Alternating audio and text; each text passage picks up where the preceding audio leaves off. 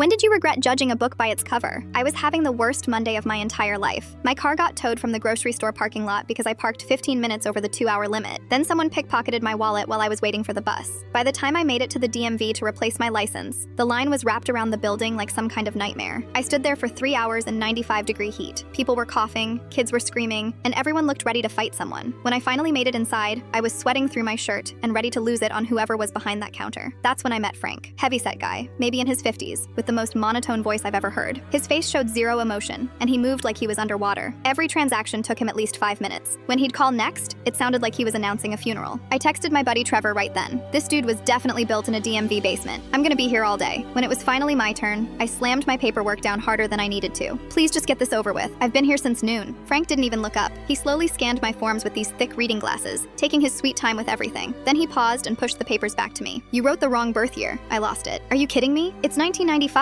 not 1994. I just messed up one number. I still need you to correct it and initial the change. I'm already 3 hours late for work because of this. Frank calmly handed me a pen. Then we should make sure everything's accurate so you don't have to come back. His voice was so flat and emotionless, like he genuinely didn't care that I was about to have a breakdown. I cursed under my breath, fixed the date, and grabbed my temporary license without even saying thank you. 2 weeks later, my little sister Hannah went missing. She was supposed to walk home from school like always, but she never showed up. Mom called everyone she could think of. Dad drove around the neighborhood for hours. By evening, we had half the town looking for her. Hannah's only 8 and she has a bad limp from when she broke her leg last year. She can't run fast or hide easily if someone tries to grab her. The police said the first 24 hours were critical, but we were already at hour 6 with nothing. I was driving around checking every park and bus stop when I remembered something. The DMV has security cameras. It's right on Hannah's route home from school. Maybe, just maybe, someone there saw something. I pulled up right as they were closing. Frank was locking the front door. Please, I said, running up to him. My little sister, red jacket, brown hair, walks with a limp. She went missing this afternoon. Frank stopped and looked at me for a second. Then he quietly said, I remember her. He unlocked the door and let me inside. The building was dark except for the security office in the back. Frank pulled up the footage from around 3 p.m. and started scrolling through it slowly. There she was, Hannah walking past the building, dragging her backpack like she always does. But then a blue sedan pulled up next to her. The driver got out and started talking to her. Hannah shook her head at first, but then the man showed her something on his phone. A few seconds later, she got in the car. I didn't like how this looked when I saw it live, Frank said, writing down the license plate number. I was planning to call it in, but I wanted to wait and see if she came back first. Sometimes kids just go to friends' houses without telling their parents. I grabbed the paper with the plate number and called the police immediately. They ran it through their system and found the car parked at a rest stop about 20 miles away. They found Hannah in the back seat, scared but okay. The guy was some creep who'd been using fake photos of puppies to lure kids into his car. When I went back to thank Frank the next day, I brought him coffee and apologized for being such a jerk before. I thought you were just this slow, miserable guy who didn't care about anything. Turns out you were paying attention to what actually mattered. Frank took a sip of his coffee and gave me the smallest smile. Most people don't notice me, but I notice them, especially when something doesn't look right. I never judged anyone by their cover again.